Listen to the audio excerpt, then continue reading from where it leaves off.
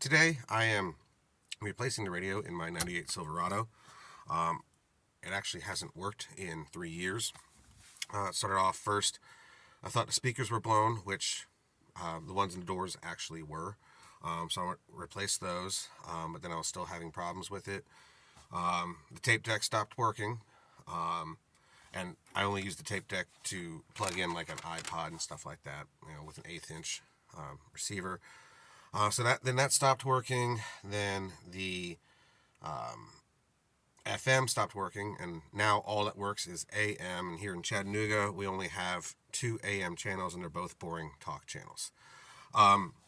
So a little bit of a story behind this, and I'm sorry if this is taking a long time, but so I initially found a replacement stock radio on Jegs. And I want you to know this is not to badmouth Jegs, because I think Jegs is a great company. But they had a vendor that was offering rebuilt radios for my truck that removed the tape deck and replaced it with a Bluetooth and aux in. So modernized it, but still had the original look. So I went ahead and ordered that in early March. And as within a half hour of me making the order, I got an email from Jug saying, hey, the vendor is low on stock. It'll take a little bit longer to receive this item. We'll let you know when it ships. So I thought, okay, I gave it 3 weeks, hadn't heard anything. 4 weeks, still hadn't heard anything. By 6 weeks, I was like, okay, what's going on here? Because I knew my credit card had already been charged and all this stuff. So I called up Jegs, and they said, well, they're telling us it's going to ship soon, and you can see on the website that it says, going to ship on a certain date. So they said that's how you can know that it's going to ship soon. But then I waited another week, and every day I went on, it kept saying the next day that it would ship. Next day it would ship. It would say June 15th, and then the next day it would say it would ship June 16th, and all that stuff. So long and short of the story, too late, right? After 2 months of waiting and it never shipping, I went ahead and called Jegs, and they did right. Like I said, I have nothing wrong with Jegs. It's the vendor that they had. I went ahead and canceled the order. They reimbursed my card. And I found the same thing on eBay, and this guy refurbishes older car radios and does the Bluetooth and aux in. So I will leave a link to his listing for this, because it shipped within less than a week. So I finally have it now, and I'll finally be able to get sound again in my truck. So this is the radio. Like I said, it's the old tape deck. I'm not going to need this anymore. For you younger generation, this is what we millennials used to use to convert our tape decks for auxiliary players, because, well, the CD player stopped working a long time ago. I don't carry CDs anymore. But I still have like an iPod, or I can plug in my phone for like podcasts and stuff like that. But I'm not going to need this anymore, although I'm not going to get rid of it because you can't find these anymore. Also, you'll notice that the channel selector at one point did also break off. So I found this in my toolbox. It's actually from my 57 Chevy as the gear selector. I'm not going to need this anymore either. So what we're going to do now, we're going to go ahead and I'm going to disconnect the battery, because you always want to disconnect the battery when working on electrical, even though this is no power when power's off, but better safe than sorry. So I'm going to go ahead and disconnect that battery. All right, negative is disconnected, and in case you don't know, it's a 5/16. So all I can do is disconnect the negative, because now the circuit can't be completed because there's no ground. And now we're ready to move to the next step. Okay, so I don't have a mount to do a lot of this, and I don't have a second person to shoot this, because normally when I shoot the interior of my truck, I set up my camera on this, but I'm going to have to remove all this in order to remove the dash panel. If you're doing this on a hill, make sure you're careful, because what you have to do, you have to bring the steering wheel tilt all the way down.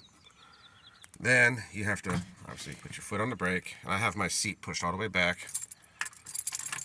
Turn the key in the on position. Obviously, I don't have any lights on because I don't have the battery hooked up. and bring your shifter all the way down, because you're going to have to maneuver this up and over that steering column. Once you get it off, you can put this back in park. But until then, keep your foot on the brake. Okay, panel's off, as you can see.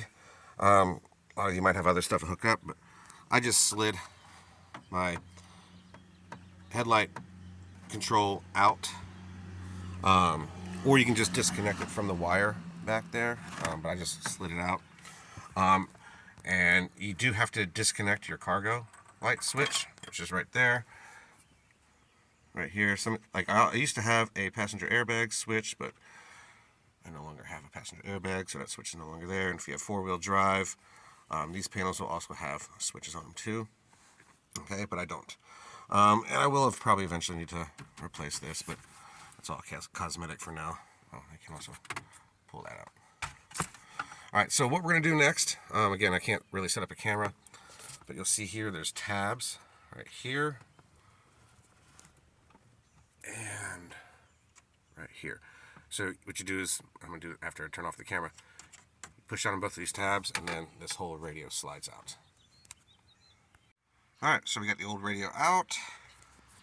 You got 3 plugs you got to worry about. You got this one, which you push down on a tab and push it out. That's your antenna. And then this one's got a little safety switch right here. You just kind of use a flathead screwdriver, push up on that, and it pops out. I'll inspect everything, make sure all the wires are good. Okay. And then where everything plugs in here. So, antenna, red clip switch, bigger one. So here's a new one. As you can see, it looks like the original, except where the tape deck used to be, he added aux in, and that's for Bluetooth. And he's got instructions on how to do the Bluetooth, because since there is no display screen like on modern radios, he gives you a password in order for your Bluetooth device to recognize this. Okay, so I'm not going to tell you my password, obviously, but you know. So the back, I mean, like I said, he just takes these and refurbishes them, so everything is the same. Antenna, red clip, bigger one. So I'm going to go ahead and put this in. Go ahead and hook your battery back up, and then see if it works. And that's what I'm going to do right now. Here we go.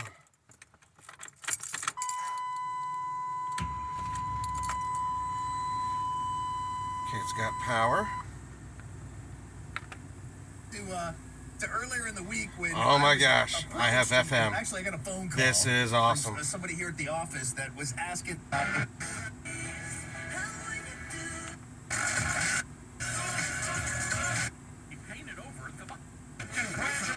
Yes, I have FM radio again.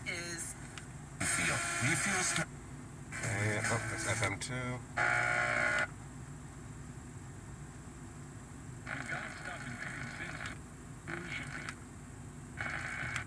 All right, well, I tell you what, this vendor is amazing. I have a working radio. It's been 3 years. You have no idea how happy I am about this. So next I'm going to do is, so he will give you $30 for the old one, because obviously he needs stock to continue to refurbish these. So I will be sending this to him. He gives you a pre-made packing slip. I'm just going to put it back in this box and put that packing slip on top, and send it back, and he'll refund you $30. So who knows, when you watch this video, you may get my old radio. So good luck with that, and thanks for watching. Guess I could have looked at the box. This is the company, One Factory Radio, that I got my radio from.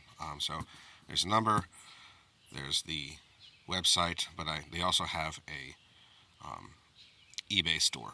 So I'll put the link on there so you guys can go. I highly recommend.